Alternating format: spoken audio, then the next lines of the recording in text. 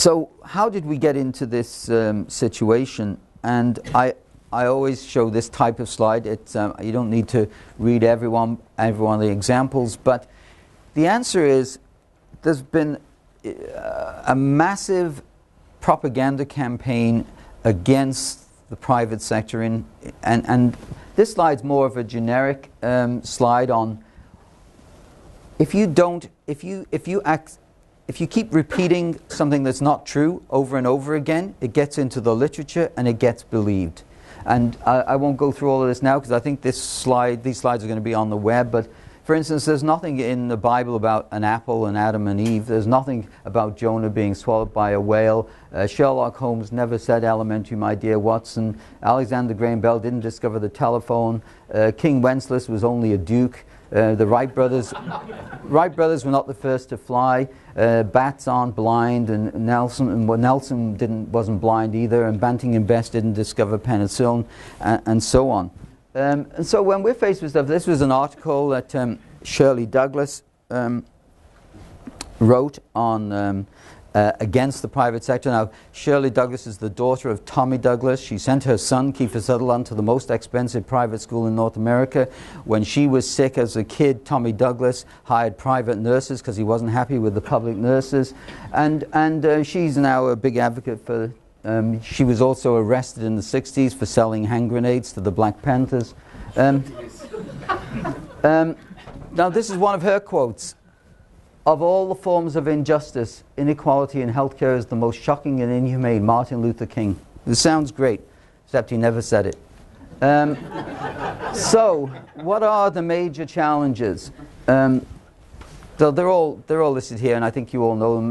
The biggest one, really, and these are all related, are access to care. And one of the sad things about the Canadian health system is that the worst access and the worst outcomes in Canada, and this data is available in the literature, are in the poor and lower socioeconomic groups in Canada. They suffer the most, and they have the worst access. So the system is achieving the opposite of what it was originally designed to deal with. And it is fitting that we're talking about this at the Fraser Institute, because the whole issue now is coming down to money.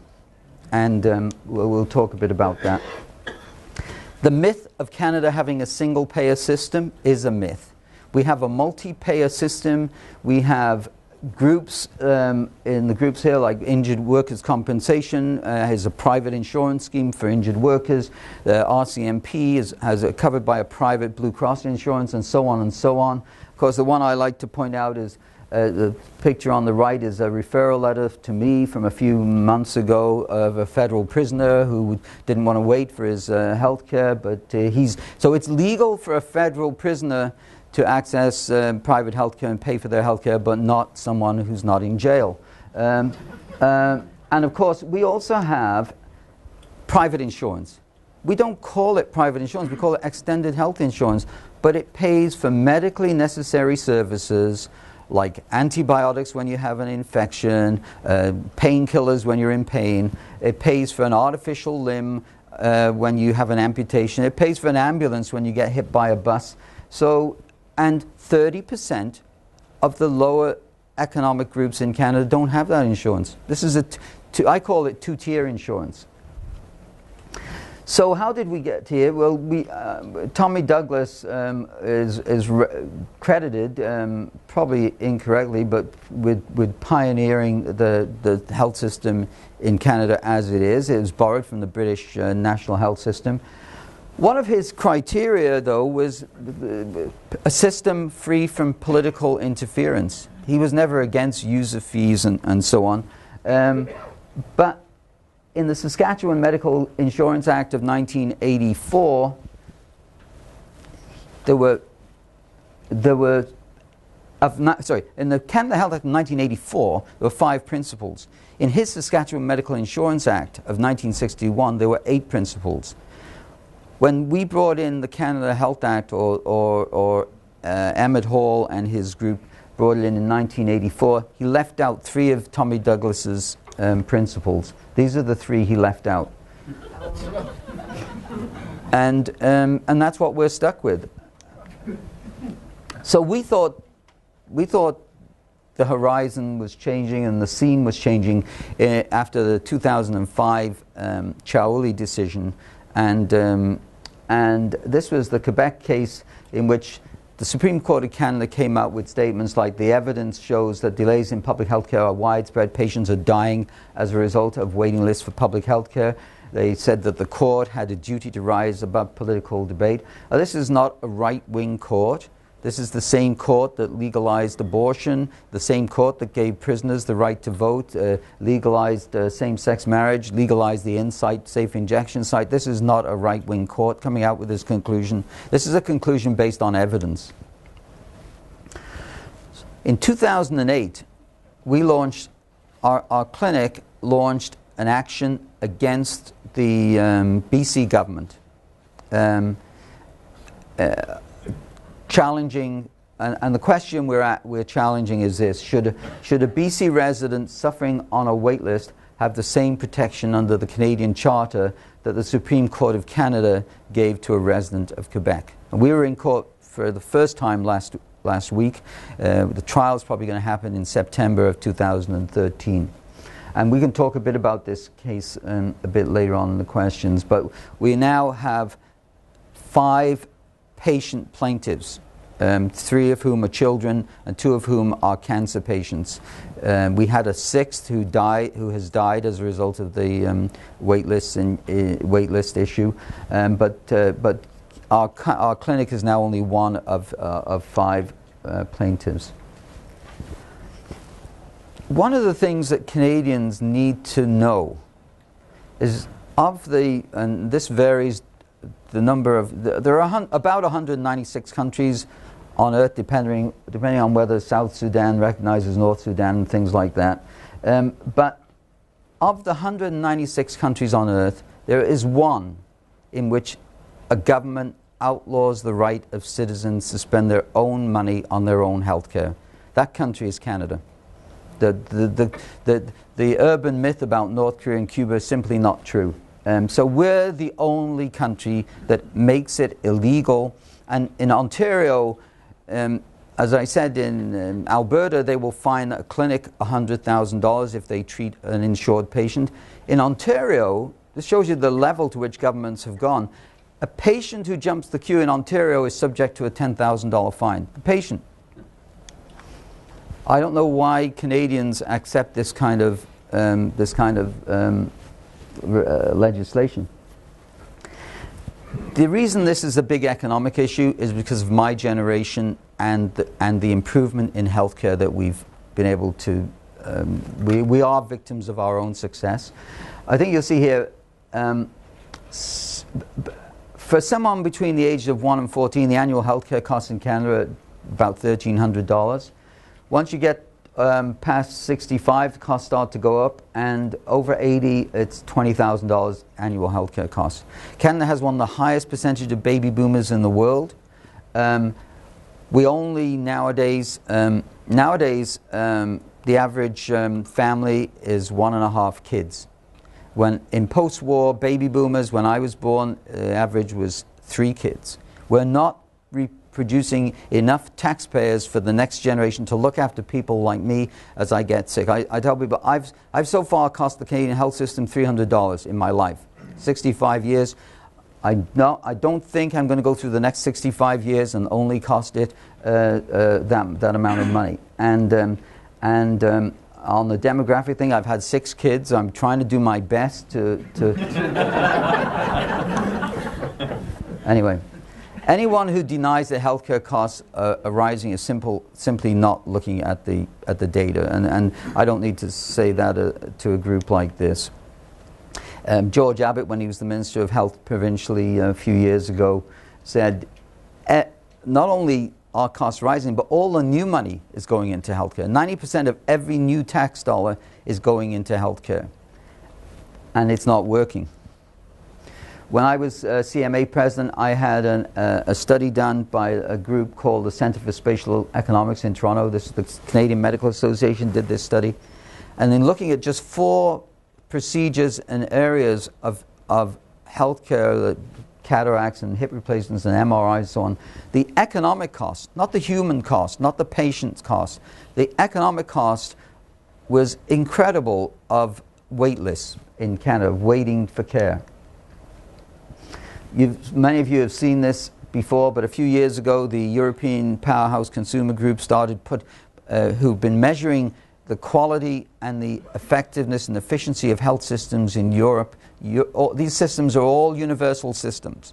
No, they don't have the United States and people like that in here. This is all European systems.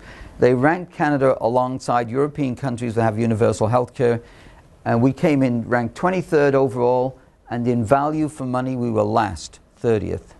That's because Canada spends a lot to get little. How many of you have flown on Air Korea? This is the North Korean airline. Rated the worst airline in the world. Anyone been on it? No. Okay. This is an airline that extracts the funds and dictates the spending because it has no competition. It sets the price. It owns and controls all of the facilities, the airports and locations, and it trains and regulates and employs and decides who works and when they work. It governs where it services people. It determines the level and quality of services, and it self-regulates and self-evaluates. This is also the Canadian health system.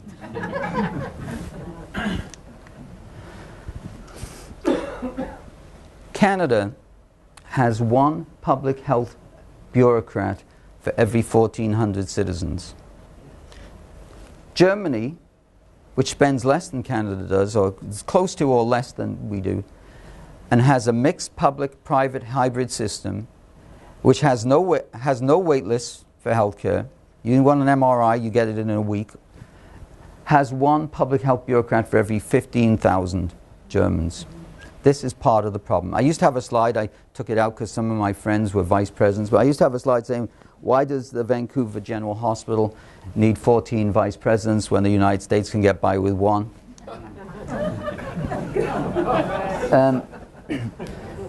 We are victims of our own success. As technology improves, we can now do things. We can save premature babies that previously would not have been saved, but there's a cost to that. We can now make artificial limbs that work off your brain power, but they're hundreds of thousands of dollars. So we can't imagine, these cannot be provided. This kind of escalating cost is a problem. We are victims of our own success in healthcare, and this is before all of the other new things that are coming along. Very few advances in medicine save money. Nearly all of them add to the cost, and it's something that we just have to accept. I won't go through all of these, but it doesn't matter where you look at the evaluation of the health system. I'm not talking about infant mortality necessarily, which relates to overall economic wealth, but in our health system, waiting to see a doctor, getting a procedure, 65% of children in Canada wait a medically unacceptable period of time.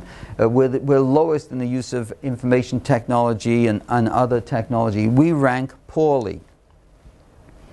This was an article in the Vancouver Sun in February of 2011. Sadly, 200 kids needing scoliosis treatment are on the wait list at BC Children's Hospital. Very sadly, one of these kids happened to be this young man, Waleed, who is now one of our plaintiffs. He's joined our action against the BC government. Waleed was, in July of 2011, was riding his bike, playing on the beach, and so on. Today, after waiting 27 months to get into hospital, he's paralyzed for life.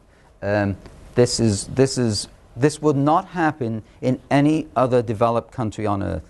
This would not happen to a child. His mum made this to try and get him in last July.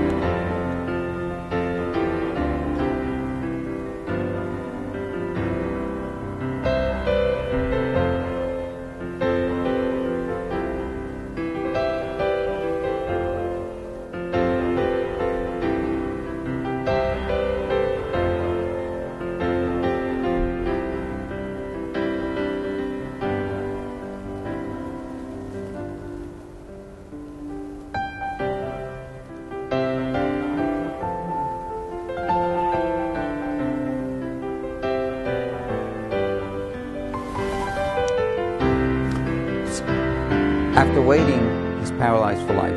Now forget the human tragedy, the personal tragedy, the suffering that this young boy has. Look at what do you think the economic cost is? In order to save, admittedly an expensive operation, $30,000, our system is going to be spending probably tens of millions of dollars over the next 15 to 20 or 30 years on Waleed. I mean, this is unethical and immoral, and we hope to prove next year that it's illegal. The Fraser Institute, of course, has been measuring wait lists for many years.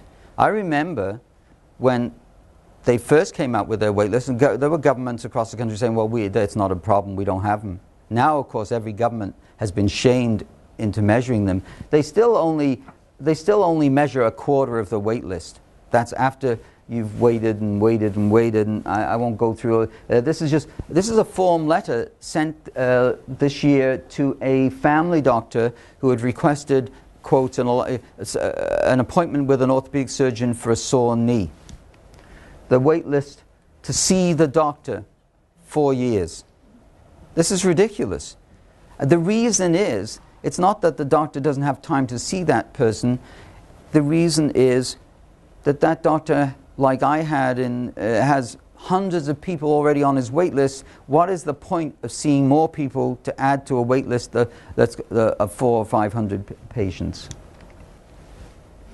We have accepted mediocrity with benchmarks in Canada. These are provincially set benchmarks.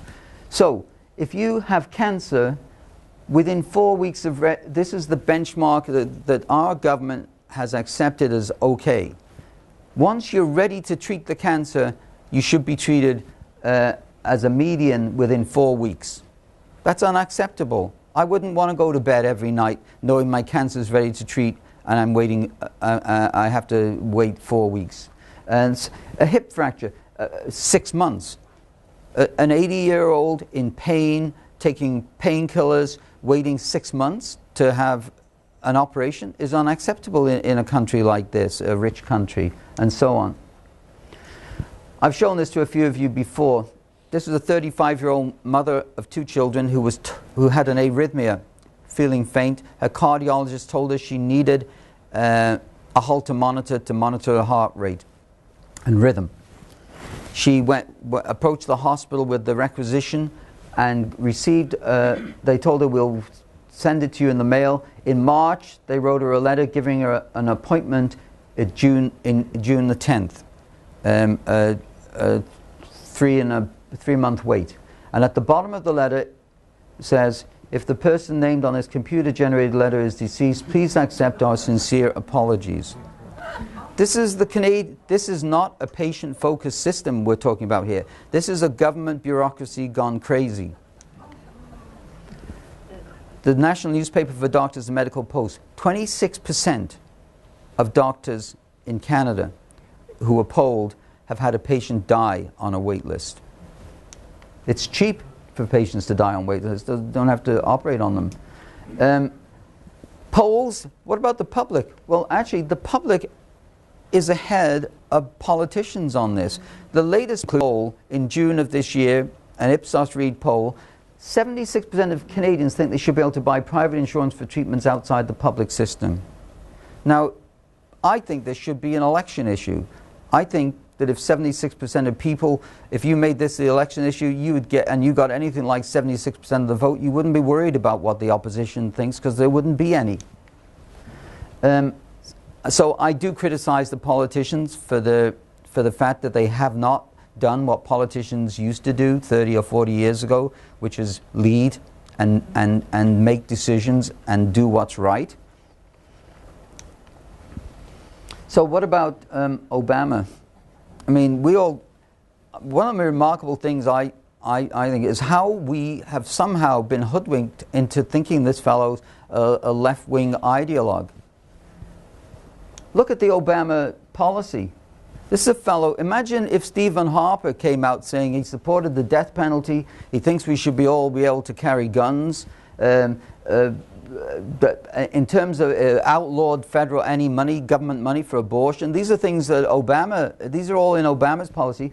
His whole plan the Obamacare plan is based on taking out $750 billion from the public health system, and his plan involves private insurance and using private hospitals, and he still leaves 17 million uninsured. This would be an Attila the Hun policy, right wing, way to the right of Stephen Harper, if anyone tried to bring it up in Canada. So preventative medicine, that's going to save everyone costs, right? It's like the American comedian said, health nuts are going to feel stupid someday, lying in bed, dying of nothing. The Dutch government has come out with a study. Now, this doesn't mean we shouldn't embrace preventative medicine, because we as health workers all know that it's good. It's good to prevent diabetes, it's good to prevent heart attacks, it's good. But as a pure economic exercise, the Dutch government came out with this conclusion: health promotion leads to a higher chance of dying of something more expensive later in life. So preventative medicine and that type of measure is not, except in a few examples, is not necessarily going to be a solution to our economic woes in healthcare. I've talked about this, and this was one of the main themes during my time as CMA president. We have to be like every other OECD country and stop giving hospitals money up front every year for them to just spend whenever they feel like it. We have to tie the money to the patient. We called it patient-focused funding. When you as a patient go to a hospital in Canada, you are a cost to the hospital. In every other country, they get a benefit because revenue goes to the hospital when they treat patients. And until this changes, our public hospitals will remain inefficient.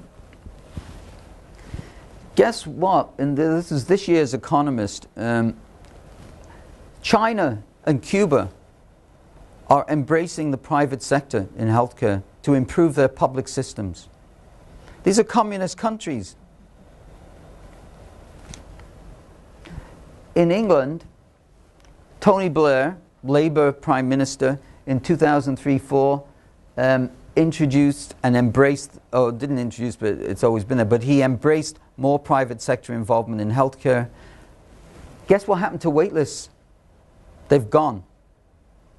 They've gone in England, and they still spend a couple of percentage points below us as a percentage of GDP on healthcare. The system isn't perfect, but they would certainly never have a 15-year-old develop paralysis because of a wait list of 27 months, and neither would any country. The public-private thing, I think, is a non-debate in my view. That all of our hospitals receive philanthropic donations from the proceeds of evil profiteers and corporations and individuals. They pour their profits into propping up the health system. The BC Children's Hospital, which has some of the worst waits for children, gets more revenue from donations and telethons and lotteries, and yet they're not treating patients. There's something wrong here. But don't blame the private sector. The private sector is propping up our public hospitals already. What about data?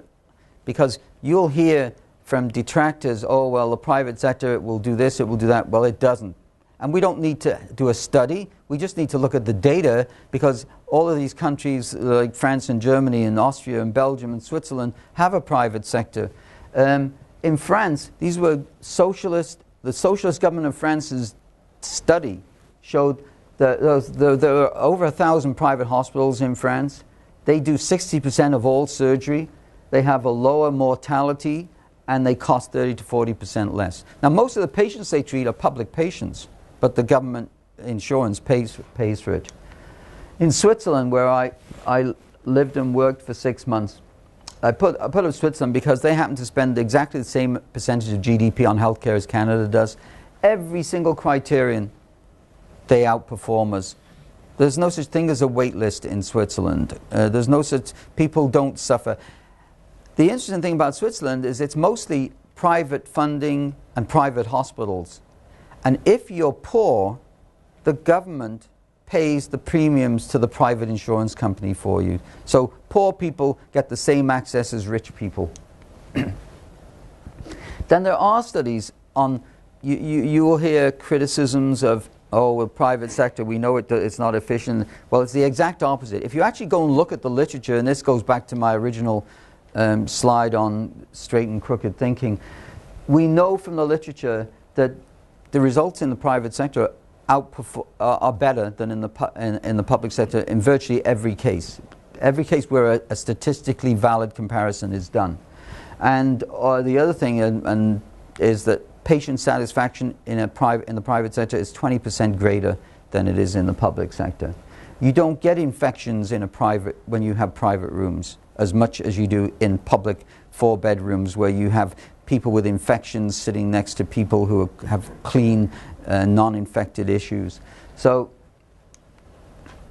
and this was a study just out of England on the differences in the length of stay of hip replacement between public and private hospitals. 40% shorter stays in the private hospitals, and the differences were because of efficiency. Finally, if we can eliminate the wait lists in Canada, we can get into the field of medical tourism. And these are just some well-known people who've been to Vancouver, and I've treated some of these people. Foreigners have rights right now that are denied to your own citizens in this country. This is like the shops they used to have in the Soviet Union where the visitors could go and buy cookies and bread, and it was illegal for the Russians to do so. If we can get rid of wait lists, which we can, then we can open up even our public hospitals on Saturdays and Sundays and evenings, and we can treat some of the 3 million Americans that currently go abroad to get treatment in other countries. Our biggest trading partner is the United States. None of these Americans come up here because we have wait lists, and it's politically unacceptable to allow them to come up here. This could be one of Canada's biggest industries because we have good nurses, good doctors and good hospitals, just that we're closing them at 4 o'clock in the afternoon because we can't afford to keep them open. This could be a major revenue generator for Canada, not just Americans, but we have a lot of people in BC who have their roots in Asia and China and India, and they often ask, can the grandmother come over and get a hip replacement? And we say, sorry, it's impossible because there's a wait list here, and whereas we could be generating revenue from that. So in conclusion, our system is broken, needs to be fixed. We have to introduce competition. We have to have an open and honest discussion about what we cover in our system. They have to introduce some individual responsibility, and that does include user fees, but poor people don't have to pay the user fees. Rich people have to pay the user fees. We would charge Conrad Black a user fee. We need to get rid of the wait times because literally in Canada, we are paying to prevent people from getting treated. That's how bizarre our health system is. We're paying to prevent people from getting treated. We have to reduce the bureaucracy by 90%. We have 14 ministries of health in Canada. Each of them have deputy ministers and assistant and associate deputies, and France, with double the population, has 1 minister of health. I would propose, for instance, in BC, eliminating the Ministry of Health. We actually don't need the Ministry of Health here. We could eliminate it. We need the Ministry of Finance to give the money to the regions. You could eliminate the Ministry of Health. And that's, if I were elected, that's what Premier, that's what I would do. And then we can increase the revenue through medical tourism. Thank you. And I'm not going to stand for office, so it won't happen.